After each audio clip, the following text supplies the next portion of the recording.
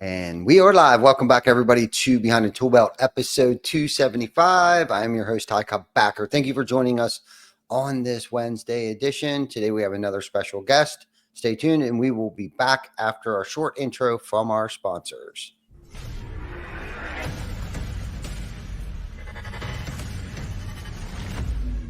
TC Backer. Roofing, siding, windows, gutter, solar. Roofing, siding, windows, gutter, solar. TC Backer.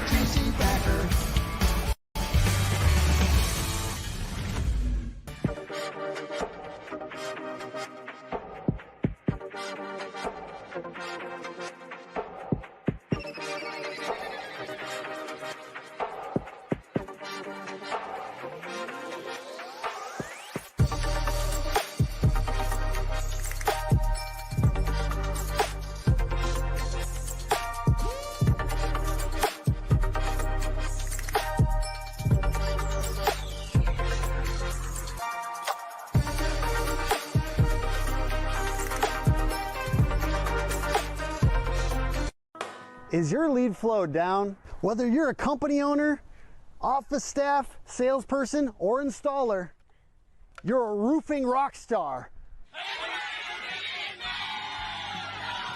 We help you get more leads with custom SEO, Google Ads, and a pro website.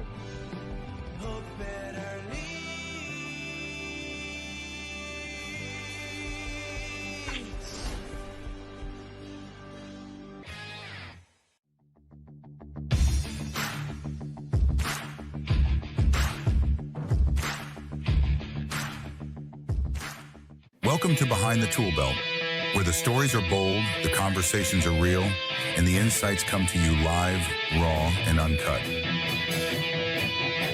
Every week, host Ty Cobb Backer sits down with game changers, trailblazers, and industry leaders who aren't afraid to tell it like it is. No filters, no scripts, just the truth. Please welcome your host of Behind the ToolBelt, Ty Cobb Backer. Welcome back, everybody, to Behind the ToolBelt. Thank you for joining us on this magnificent Wednesday. Hopefully it's sunny and sun shining where you guys are at today. And again, thank you for joining us. We have another phenomenal guest, Brad Akers. And, I'm pretty excited about today because, Brad, this is your first time on the show. Yeah. And I always get excited. I did have the privilege of meeting you out in Minnesota at Tim Brown's event. Yeah. I was, however, feeling a little under the weather with the travel arrangements. My head was, I don't even know what it was doing from being underwater on a plane and in Minnesota with different time change and everything going on. But we did get to meet each other, and it was a spectacular event. Tim always does pretty badass stuff. Yeah. So I'm excited to have you on the show. And like we were talking earlier, this is a good opportunity for us to kind of spread our knowledge, inspire other people, and just leave a good mark on the industry, in general, and an opportunity for us to get to know each other better. And, I know you bring tons of value, especially for the roofing contractors trying to systemize, their processes and things. And it sounds like you're involved with, marketing and sales and a lot of the marketing that you do. I think we mimic some of, I don't know yet, but we're going to find out. But it sounds like you're a lot into brand awareness and referrals and things like that. So, let's dive into, how you went from selling shingles at SRS to, helping roofing companies scale to 8 figures, and what sparked like that shift from distribution to entrepreneurship. Yeah, for sure. So I started at SRS, about 9 years ago now. And I tripped my way into the roofing industry, completely random. I worked for a custom home builder in the summers and Christmas breaks in college, that just one that I knew here in Houston. And I really loved it. I loved the project. I was kind of like basically, whenever a project manager would go on vacation, I would come in and keep production going. And so I kind of would like jump around to different subdivisions. It was a lot of fun. Days with like 150, 200 phone calls to all the trades. And it was just like action packed. Mm-hmm. That was my first like foray into construction. But the housing market was kind of down as I was just leaving college. The owner of that home building company said, Brad, I mean, I could bring you in, but it wouldn't be a role that I think you'd be that interested in. And he was right. It was like just an office job. Like I had realized I don't want to be in the office because of that. And so to wrap that part up, ended up through a friend at church getting interviews at different roofing suppliers because he worked for a Certainty. So a Certainty rep. Mike Maltby. If you've been around the South in the roofing industry, Mike Maltby, you probably have met him, heard one of his crazy stories. But you might be surprised I met him at church. Mm-hmm. But ended up at SRS and I loved it. And as I was doing sales, which I was manager in training, then sales. But as I was doing sales, I was very much thinking like, how can me, baby-faced kid, come in and help these contractors legitimately like grow? And I just thought like, well, they need to learn how this works. Like I can partner with some of these other vendors, like the financing companies or the like the apps, or there was one called like Panton, which was before RoofHawk AI, like stuff like that. So I would basically really get clear on best practices with those companies and then bring those like resources to my clients. And one of the things I eventually ended up doing was learning how to do some of the marketing, like how to set up a Facebook ad. And that became my like pitch is, hey, I'll set up some Facebook ads for you. If you can get some leads from them, just buy them from me and give us a shot. And that was essentially how I did it. After a while, as a sales rep for a roofing company, have a lot of windshield time. That windshield time became filled with podcasts and different thing like entrepreneurial books and stuff. And I just got the bug. So I just could not stop thinking about what it was going to be like when I started my own business. And I actually started my marketing agency and I partnered 50-50 in a roofing company at the same time, one of my clients. And the roofing company, we did well. The marketing company kind of took off. And this wasn't, oh, Brad, like the marketing agency was just doing so well. And it was Brad didn't know how to do two things at once because he had never been a business owner before. And the day-to-day of running a marketing agency and running a roofing company are vastly different. So I just went all in on the thing that I had 100% in. And that's how I kind of got to the B2B like service provider side of the roofing industry. And I'll stop there. I have more, but I don't want to like monopolize too much. No, that's good. That's good. I've had guests come on the show already and I ask them one question and they fill the whole time slot. So it's okay. It really is. And not because I'm a piss poor host, but it's like they were on such a good roll. And I know I didn't want to like interrupt and like throw them off. Not that I didn't get to ask a few other questions or whatever, or agree with them, but no. So I can appreciate that. But so you were talking about, your first introductory into like, entrepreneurship and stuff. So like, what was like the biggest lesson for you? I mean, obviously you're like, okay, Brad can't do two things at one time because I'm new to the entrepreneurial journey. But outside of that part of it, like what was like the most valuable lesson that you've learned right during that time frame that you may have applied till today? Yeah. So it's a constant, like it's a game of like mindfulness, I think, is what I've realized. Like if you get to know me, you'll really go, wow, Brad's kind of weird. Like I'm very much like I like to think a lot. At our wedding, the priest who knows me well said, Brad's a bit of a mystic. And a lot of my friends still make fun of me today for it.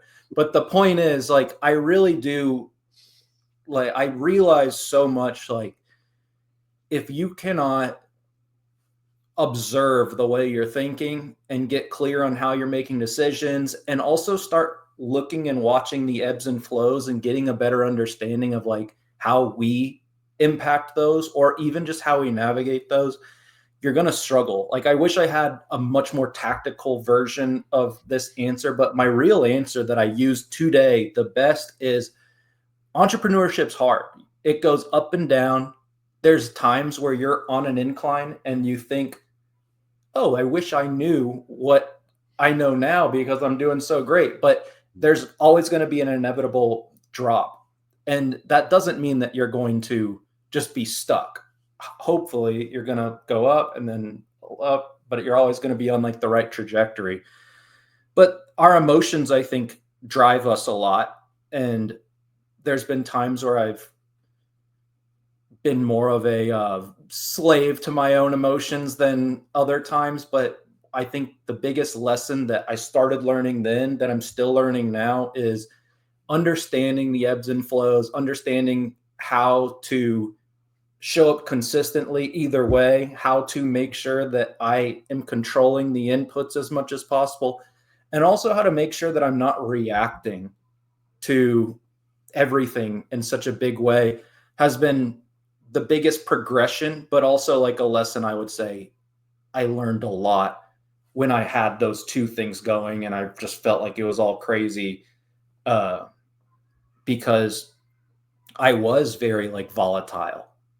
It was up and down. I was in such a good mood.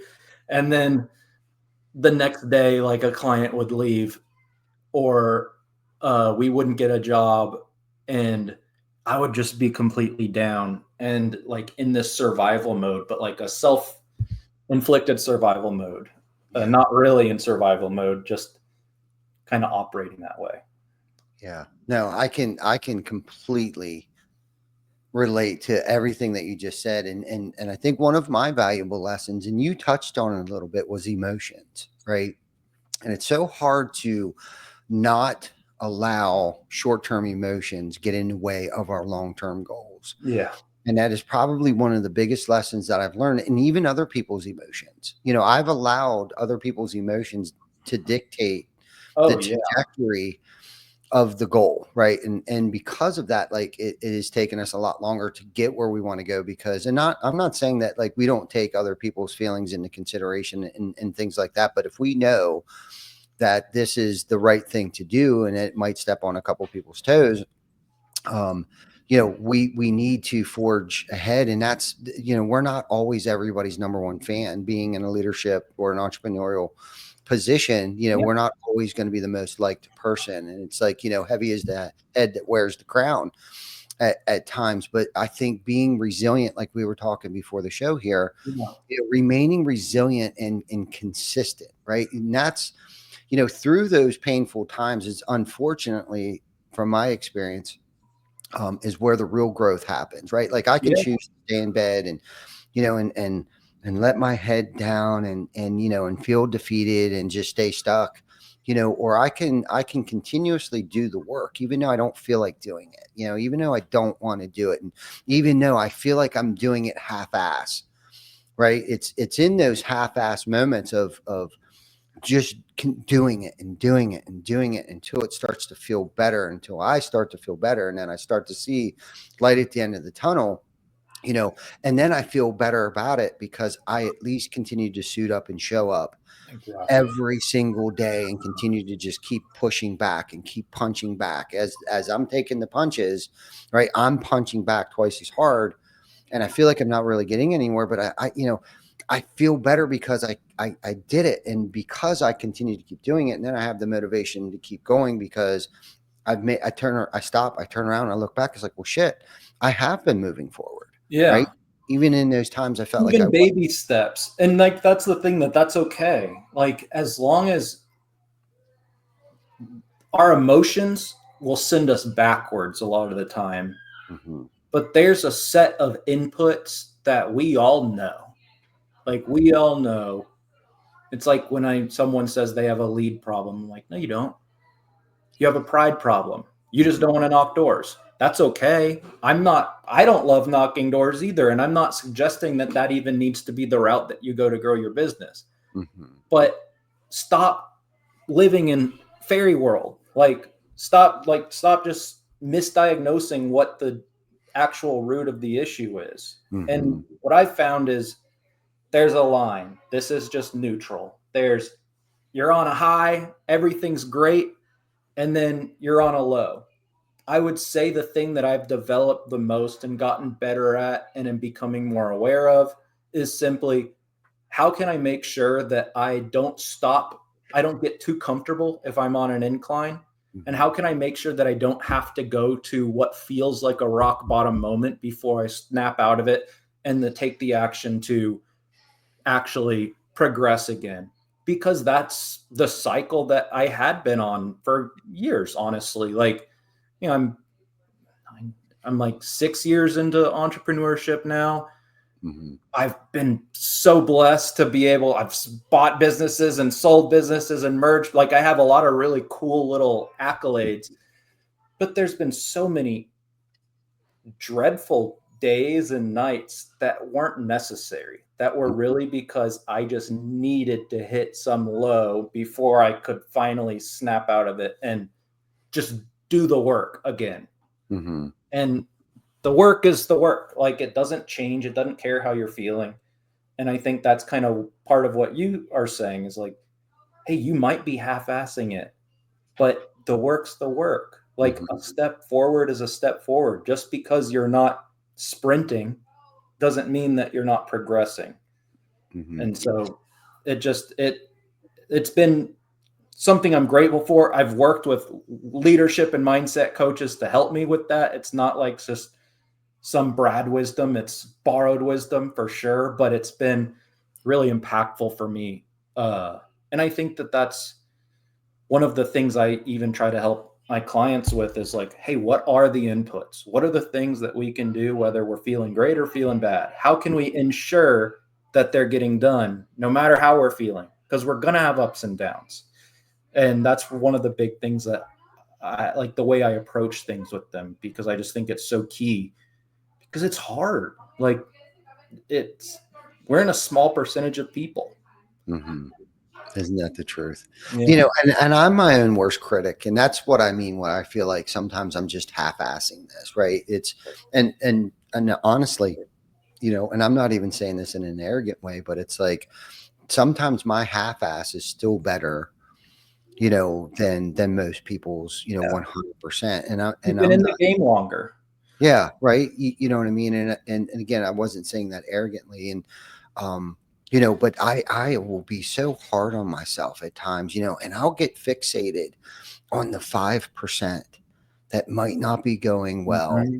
And 95% of everything else is going exactly the way it's supposed to be going. It might not be the way that I think it should be going, but it's and really at the end of the day, what it comes down to, and we measure success. A lot of people measure success so differently, right?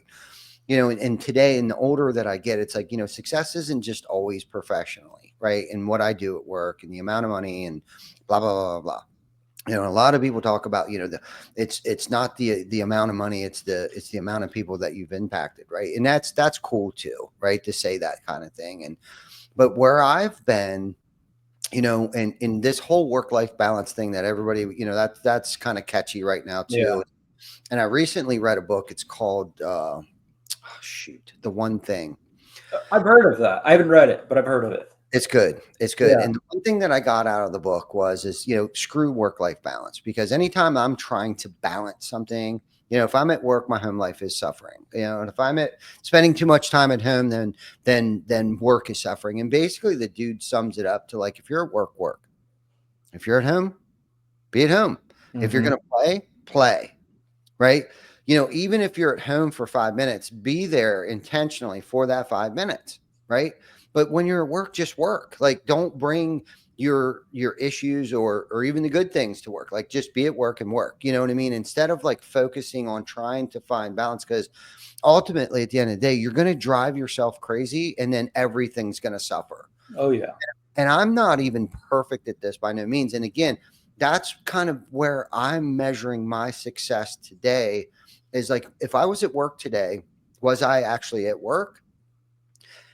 If I have plans with my wife and children tonight or yesterday, was I intentional with that time that I was with, or was I on my phone the whole time? Was I, Mhm. and I'm not saying there hasn't been times where we're at the grocery store where I have to walk away and have to take that Yeah. call.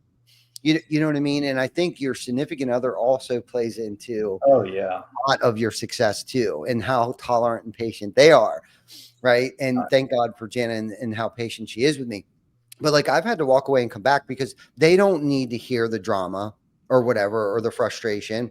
I need to come back and I need to bounce back and be resilient and be there. Okay. So it's like, okay, I took the one call, I'm done, phone in the back pocket, and be there.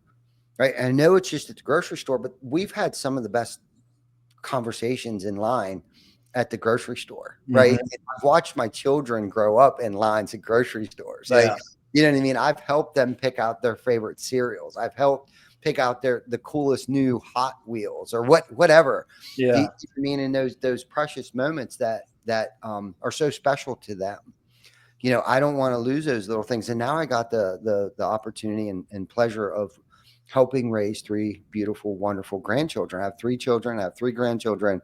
And where I feel like I've screwed up with my kids, you know, I get a do-over. I get a Yeah. hall pass with my grandchildren, you know what I mean? And I get to spend, but I will beat the crap out of myself so much.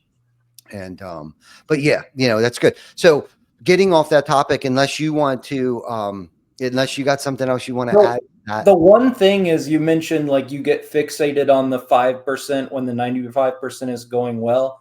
Yeah. The like a way to sum up what I think you just said is like be careful focusing too much on that 5% because if you do and when you do, Hmm. that 95% that was going properly or well will suffer as well. And like that 95% might include your family and your home life. And I know I've had to learn that. Like, I know I struggle putting my phone down. That is something I actively have to be aware of and work on. And if you watched me, you would not think, oh, Brad's a great example of someone that is very perfectly present at home. With that said, like knowing and kind of understanding certain things like that, I think is just, it's so key. And it's easy just to like look, sometimes there's value in just looking at a business as if it's just a set of zeros and ones and just wanting to organize how we're going to uh how we're going to like do this. It's just a math problem. In some ways it is. With that said, how you show up, what's going on in your head, what's going on at home, it does matter. And I think the work and the goal and experience, the more of that we accumulate, the more effective we are at integrating, but also at, hey, I'm expect work to be stressful. I expect building a business to be stressful. It's going to be. There's no way it's not going to be. There's going to be hard days. If that's just the norm, then how can I make sure that I don't bring that home? And vice versa. I expect. I have a 9-month-old. It's my first. It's the best. It's exhausting. Hmm. How can I not start my day later because I was up in the middle of the night with him? Like, that's a simple, like, well, obviously you just start. But before that, it like, you don't necessarily, like, you might, oh, I slept bad, but like now that this is the norm, like we have to try to find a way to just like normalize, like standardize things as much as possible, really, because like random inputs create random outcomes. Hmm. Like, and if you allow yourself to be random, then you're rolling the dice. Yeah. Yeah. Isn't that the truth? You know, and like there's changes in life, you know, and this is the thing that I think we need to keep in mind too that this too shall pass, and this is only temporary, right? Even good stuff, it's only temporary, right? And if we're going through something bad, we got to keep in mind, or if there's some kind of change, right? It doesn't even have to be good or bad change, right? And of course, having a baby is magnificent. It's like one of the greatest gifts that we as parents could ever receive, right? And there's a lot of change that comes with that when we were so used to self, right? Now there's something that is dependent upon us, whether it's a dog or a child or whatever the case might be, right? Now it's just not about us or our significant other. Now we have, a human being, a person that is reliant upon us to take care of them. And that can definitely change your world upside down, Oh, especially yeah.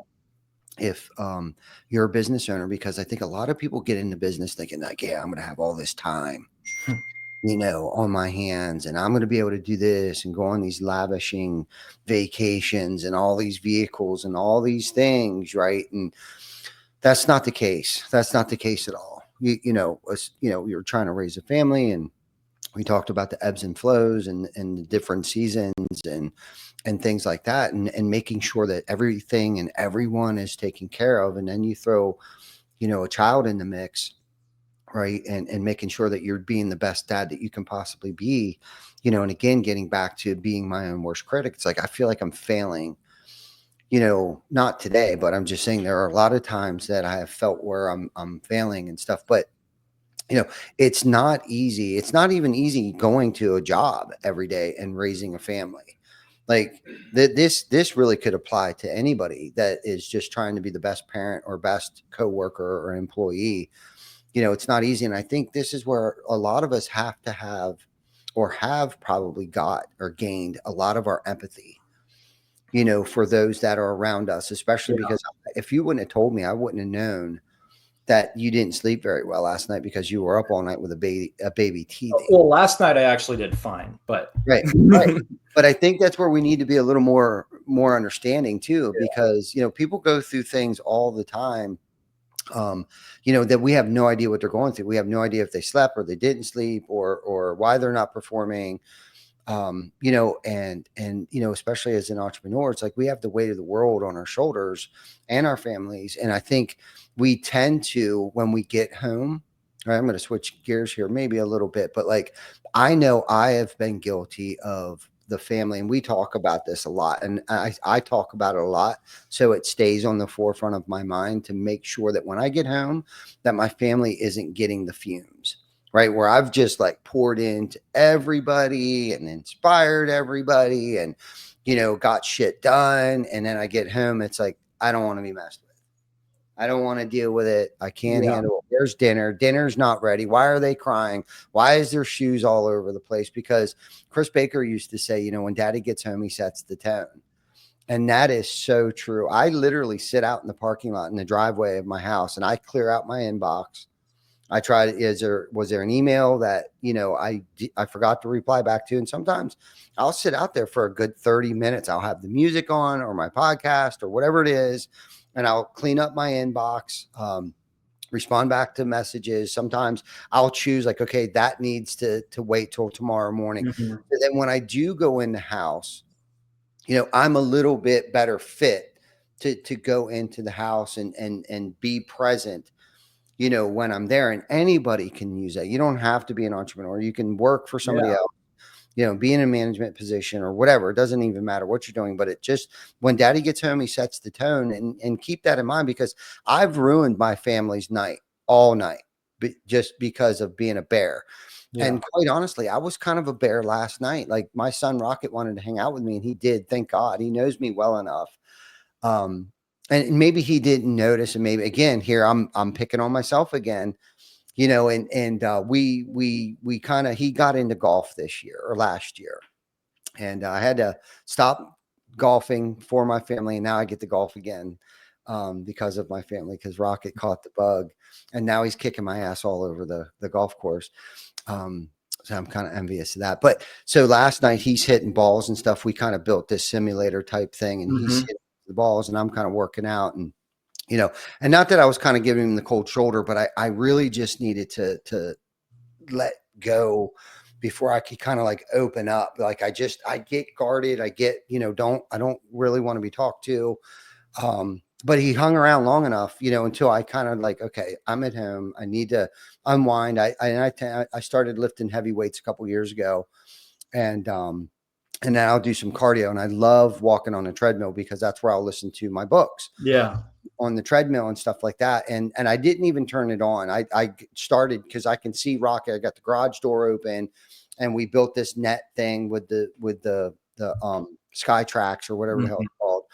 And I started communicating with him because I could see like he was looking at me out of the corner of my eye. Like, did you see that shot? Did you see how well I'm hitting it? And it was finally, I kind of just, it was like, I was like, dude, I know I'm doing it. Why am I doing this? And again, I don't know if he noticed it, and I'm kind of going off on a tangent here a little bit, but I guess my point is that I am far from being perfect and perfecting this work-life blend thing and shutting things off before I go in the driveway. And, I really try my damnedest. And I think half the battle is just being aware of what I was doing, what I'm creating here, the wedge that I'm putting between me and my family because of work that's going to be there tomorrow. And the thing that I've discovered too is that every single email that I get in my inbox is somebody else's problem. Yeah. Do you know what I mean? It's like, how has your problem become my problem? You know what I mean? It's like, and why am I taking myself so damn serious? At these times where it's like, I need to just be home. And I tend to forget too, like I'm doing this for them. At the end of the day, like I'm doing this for my family. And it's like here, it's removed me from my family, even when I'm with my family. And I don't know. I kind of went off on a tangent there a little bit. And just where I'm at with and what I did guilty of last night being a dick. I love that. I think it's a great there's a guy named Jose Bolaños who I've been working one-on-one with. He's a leadership and like presence-based coach, which is something that maybe other like coaches will know of, like that are, but not something that like just someone who's a random everyday entrepreneur might know. But he's like formally trained, worked with billionaires, worked with all kinds of cool people. And I have the opportunity to get to work with him. And one of the things he reminds me of is like, hey, this isn't something to be solved. It's something to be managed, because solved would insinuate that there's a destination. And there's no day, Ty, where I expect that you're going to be perfect or settled in this perfect, immaculate work-life balance or work-life integration or whatever we want to call it. It's more something to be aware of and manage it and try to like improve the way that we're managing it. And that I think goes for the ebbs and flows that we started this with. It's like, it's all the same. Like, I think one of the secrets or not so secrets is stay in the game. There's no destination. The moment you hit 100 million, you're going to want 150 million. The moment you hit 150 million, you're going to try to sell. Then when you try to sell, you're not going to be happy with the first number. And then you're going to get to a number and you're going to sell. And then you're going to be pissed that you had to do a consult back. And then when you're doing the consult back, you're going to have your new thing. And then that new thing's going to start the whole cycle again. Like it never stops. And if we try to solve everything as if there's some endpoint or destination, then it doesn't. There's so much pain, I would say, in that. There's a lot of unnecessary suffering thinking, what's my problem for being in this low again? What's my problem for not being present at home? Instead, it's, okay, I'm not present. How can I get present and kind of, how can I bring myself back to center rather than, oh, I'm further away from the destination than I thought? Because like a very dangerous thing, the reason I think that the highs, when you said like this too shall pass, goes for the good things too. The reason that the highs are a problem is because you think you've arrived at a destination, which would point to the fact that there's not work to be done still. or that you don't need to keep doing the work that got you there, which is a farce. So I think that's like where a lot of us go wrong, but also like where there's probably more suffering than necessary, because we think that we're solving for the wrong thing. Like, Yeah. Yeah. Isn't that the truth? Isn't that the truth? Well, I love how you said that life in general is not, there is no destination. It's a journey that we're on, and it's got to start somewhere. Some trails are good trails and some roads are bad roads to travel, and it's through those moments and those ebbs and flows where we really, I think somebody said, I think David Carroll posted something a couple of weeks ago. It's not about the journey, or the goal. It's about who you become, trying to reach your goal. yeah, And it is so true, especially if you're self-aware and if you're into personal development and things like that, which I feel like a lot of us are nowadays, because it's, we talk a lot about, personal development and things like that. And it all really starts in here, right? Like, whether we're yeah, an entrepreneur or whatever, or a thought leader, we have to work on ourselves first and foremost. And you talked about, getting enough rest and that's some of it, making sure that you're getting enough rest. And some days you're not. And this, the thing I've learned about rest is you never get caught up on it. But I need to know myself. I need to know how much rest I need in order to function at a high capacity, right? That I need to eat better. I need to exercise. I need to take care of myself. And it kind of sounds a little selfish, but if I'm not taking care of myself, I can't take care of anything else. oh, You know, yeah. let alone, day-to-day task at work or when things come up. So speaking of which, like, so how do you handle, pressure and stuff? Like, what do you do for an outlet to handle, and to manage, stress, Yeah. Yeah. So honestly, like the thing that I usually, when I'm in those lows that I mentioned, Mm-hmm. Mm-hmm. and sometimes, and I still will probably have what feels like a rock bottom moment in the future, I'm sure. But the point is, like, generally, I get to the point of trying to control everything to where I realize I can't control anything. And then I just like give it to God. So I don't know exactly where you fall, and I don't want to like turn the podcast into that, but Mm-hmm. that's prayer is absolutely the biggest thing for me that will bring me back home when I feel like my mind is just everywhere else, and bring me back to center and to being present. And it's really just, the Bible is relatively explicit about, hey, bring your anxieties to me and bring your stress to me. My yoke is light.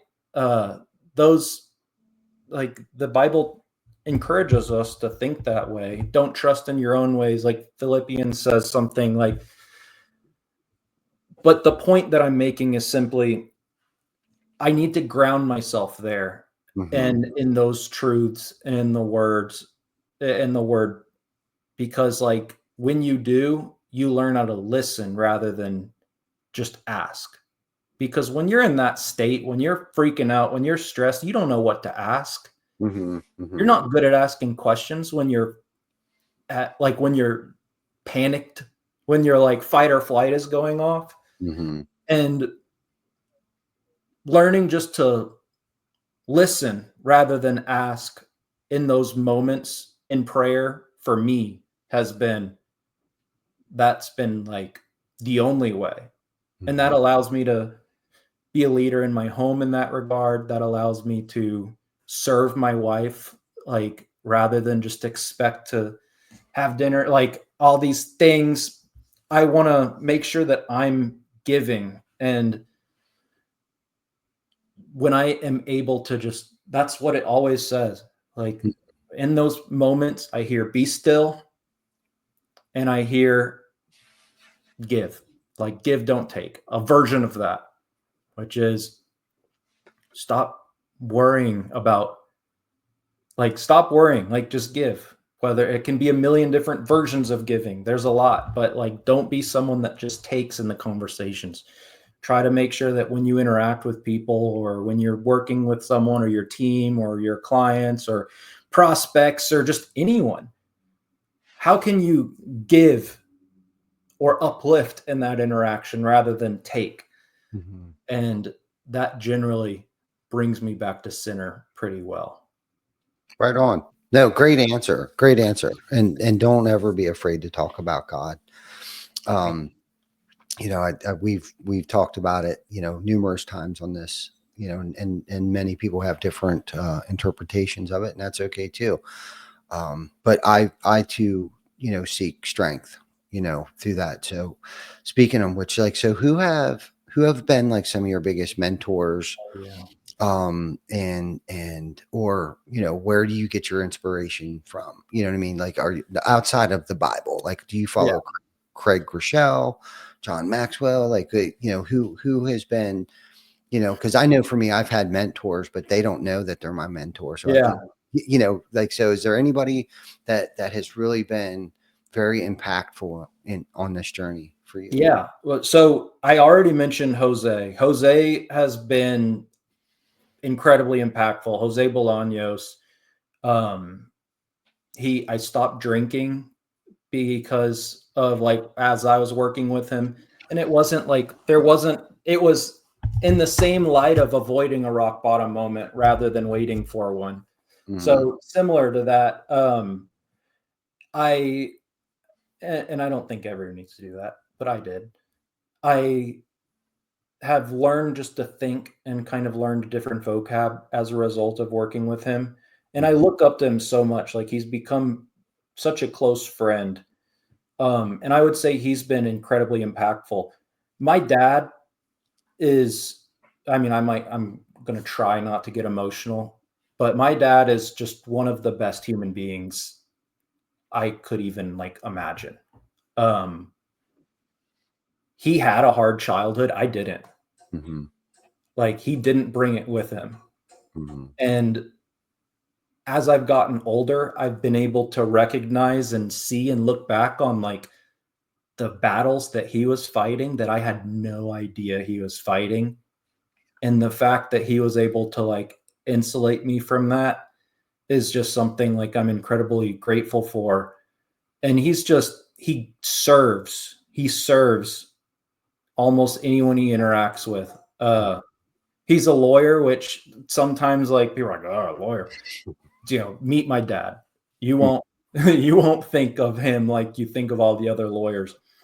And he also, like, as I've become older, I've had an opportunity to like go to a few events and meet other people that are more peers with my dad. And I find out stuff about him, like that he donated this, or that he is on the board here, or that he changed this person's life by like meeting with him once a week. And my dad just didn't talk about it. And that level of humility is just like amazing. And he's also just going back to like, he's such a strong Christian. Like he lives out loud in that regard, and like unashamed. And he's been able to do very well in life, and that's like, it's just been so inspiring. And then John Bros, I would say, would be within the industry. Mhm. Mhm. Um, he's just he's the best. I love John. He's so fun. Like, and he's a lot of what I even work with my clients on are results of like multiple hour-long conversations with John, like on a Saturday morning, just like talking through strategy. We have a business idea every other conversation that we have, and have to tame ourselves. But I just think he's truly just a good person, and he's been able to reach some great levels of success as well. And I've had an inside look because I've had the opportunity to work with MHI when that was what they were running, and I worked with them on their marketing and their strategy, and I helped some of the initial like setup and branding and stuff with Ugly Roofs. And that was in that I had the chance to like really get to know John. Mm-hmm. And Mm-hmm. that's been really cool. So those would be like the three main ones that like come to mind. Alex Hermosi, I love his content. I love his podcasts. If you are a client and you listen to Alex Hermosi, you'll realize a lot of like what we do comes from principles that he teaches. I'm not stealing it or copying anything or claiming anything as my own. But you'll hear me reference him a lot because I think he's wise beyond his years. So those would be some of the big ones. What about you? I want to hear your answer. Oh, wow. So, oh man, that's a great question. So, yeah, no, I agree with you. Alex Hermosi has magnificent content. John Broche is an amazing human being, and I too, my father has been a huge impact and influence on my life as well. And I guess I'll start with my dad. Because I was going to ask you the question, like, what was your, biggest lesson or something that is, that your father has had on you, but I'll ask you that later. Um, my mom and dad have been my biggest cheerleaders. I mean, Yeah. from day one, obviously. Right. But my mom and dad, my mom has passed, and has probably had a bigger impact on me since she's been gone. I know that might sound a little weird, but one of the ways that I grieved with that after she had passed, we had the opportunity of taking care of her. My wife actually took care of her mostly, up until she passed. She passed away in our house. And I've mentioned this a couple times on the show, but she was very involved with the community. I mean, like full time, 10x. Like she helped start the DARE program at our elementary school. She was in the Chamber of Commerce. She Lions Club, Santa's Breakfast, Summer Jubilees, Red Hat Ladies, Scarlet Ladies. And I'm mentioning these organizations because the part that she played in these organizations was the charitable side of things. Mm-hmm. And I can't even list I mean, they put a 9/11 memorial up in honor of my mom. Like, Oh, this is how impactful my yeah. mom is. And of course, as a child growing up, and she's dragging us all over the place doing these things, it's kind of like, dude, what the heck are we doing? But and I didn't realize what she was about or what she was doing. I just knew, some of the stuff was kind of like, kids on Saturday mornings don't want to be, Yeah. feeding people and stuff like that. But I get it now. But one of the ways that I had mourned that is I went straight to work. The hearse came, picked her up. I went to work, and we really started to dive in the community at that point in time. I was like, all right, I got some big shoes to fill here. And of course, we talk a lot about legacy. And, so I've tried to carry that torch. There's things that I forget about that we've done and do and still continuously do annually. Our most current one was Roofers in Recovery golf outing, and raised, I don't know, like $17,000 to $20,000 Yeah. in a matter of like 4 hours. At that golf outing, this was this past September, October, November, something like that, this past year. But we do all kinds of things like that. So my mom has had a huge impact on me. For that reason, my father, I can't forget about my dad, because obviously they're co-pilots, right? So if he was there, she was there, or something, and you want to talk about humility. There are so many things that my dad probably didn't get credit for as a kid that allowed my mom to be in that position to be able to take care of other people as much as my mom did, right? And being an older adult today, I understand the behind the scenes things that have to take place in order for people to have an impact on other people's lives and stuff. And my dad also was involved with a lot of those things, but the tenacity and resiliency, because my dad too and mom and dad both were entrepreneurs, very successful entrepreneurs, in the hospitality industry though. Okay. My dad is a great carpenter. but was a mechanical engineer by trade. And so my dad worked full time, but also owned a bar, a restaurant, a catering business, and a whole other list of other businesses. So I too have gotten that entrepreneurial bug from my parents. So they first and foremost would be the biggest influences of where and why I am, in that second chance that my dad had given me 20 plus years ago. Because my childhood, I was just kind of on fire, Mhm.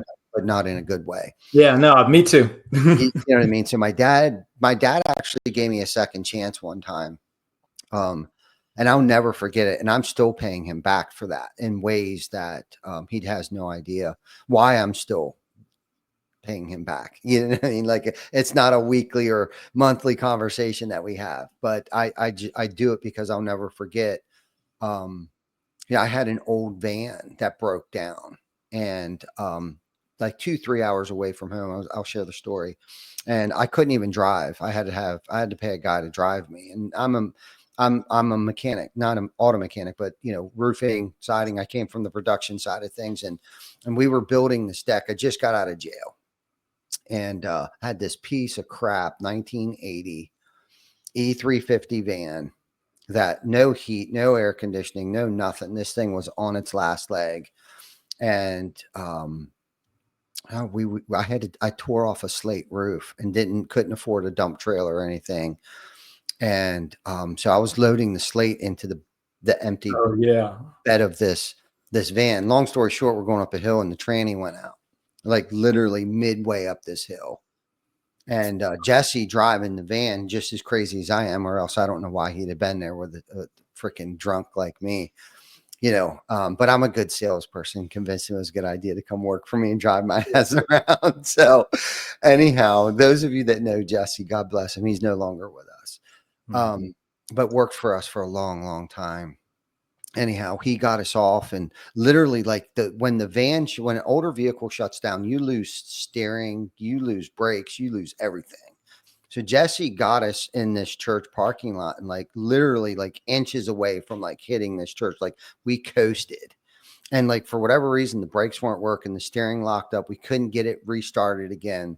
So long story short, we got home, and when I got back, my dad had went and bought me a van.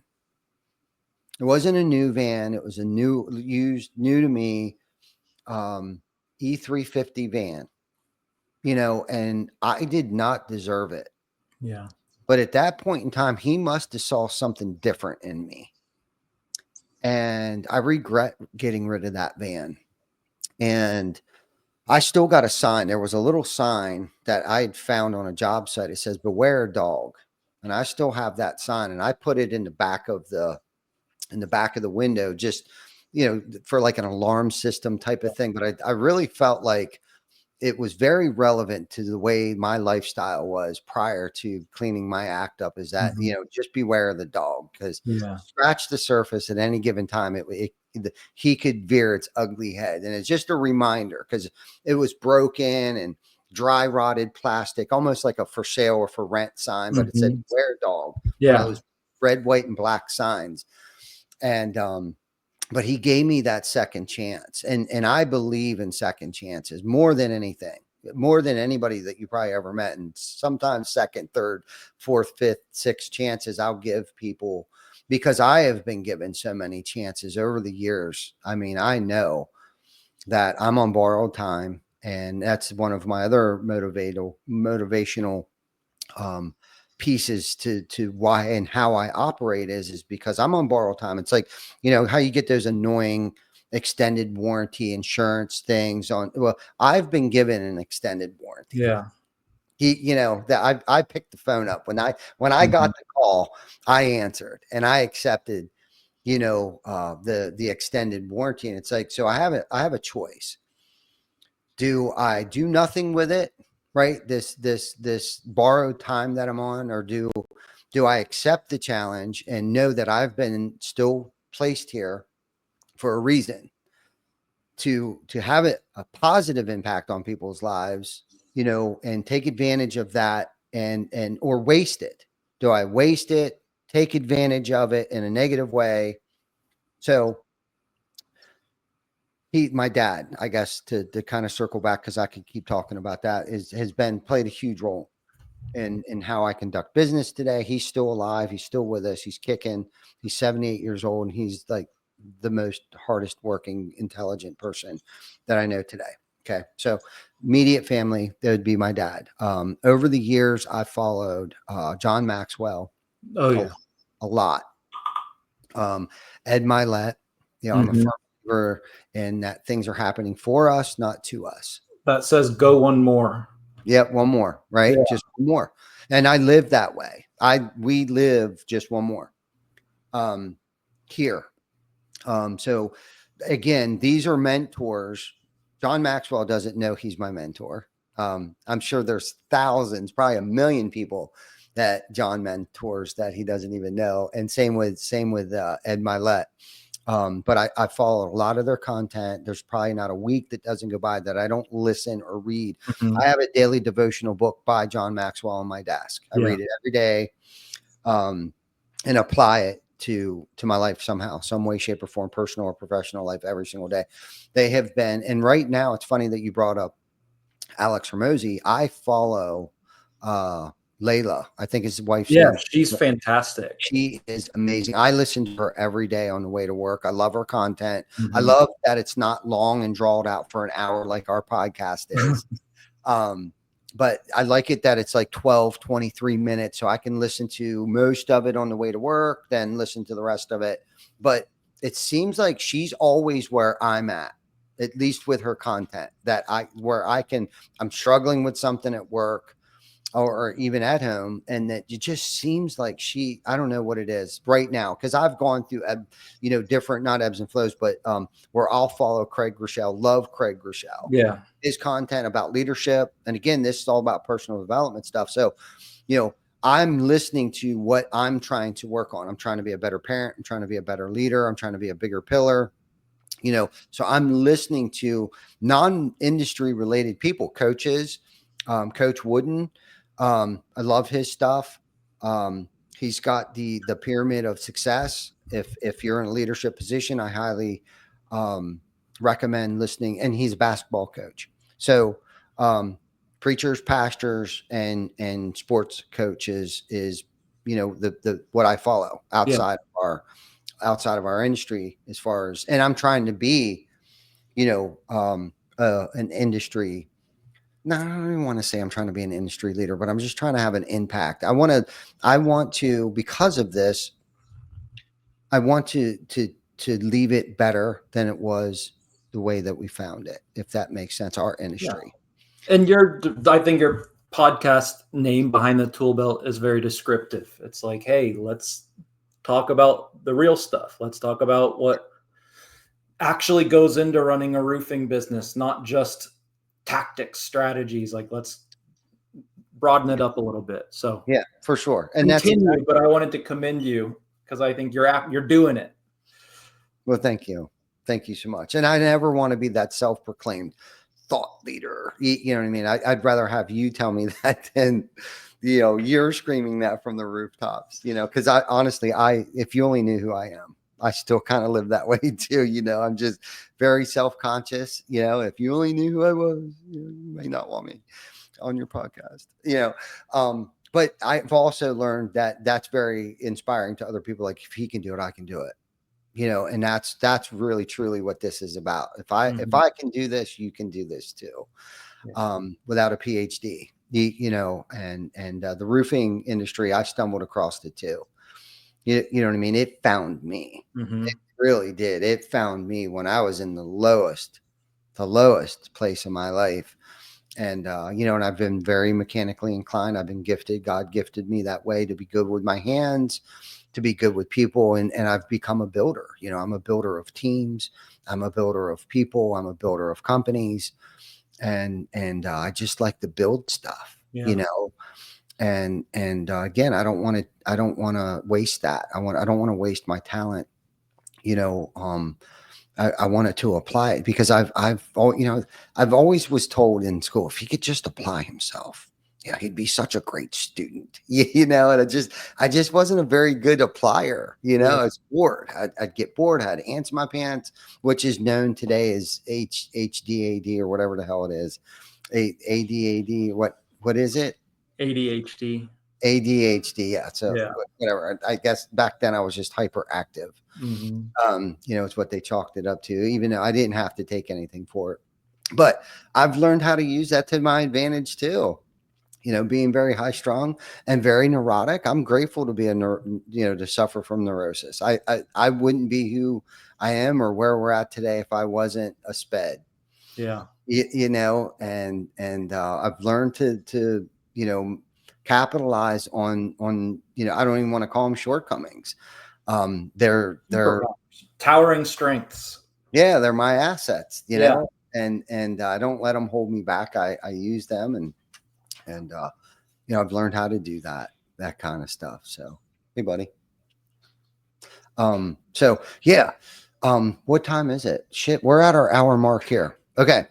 Before we wrap this thing up here, man, you gave us a bunch of gold here. And thank you so much for sharing your insight with our audience and anybody that's listening out there who wants to learn more about, Built Right contractor, program. We're going to post your link in the comment section and stuff like that. I'm sorry, we didn't really get into exactly what I enjoyed this. This was fun. That what you do, but we will put your contact information in the links and stuff like that. And, if there's anybody out there that could get something from this, please share this with your crew.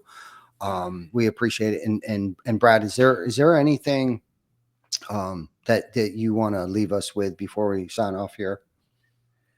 I think just the one thing I will say is try to be kind to yourself. Know that there's always another day.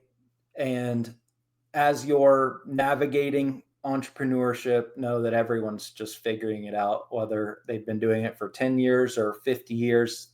Part of it is just whoever's able to stay in that state of figuring it out the longest is the one who is able to evolve and do things that maybe you hope to one day do.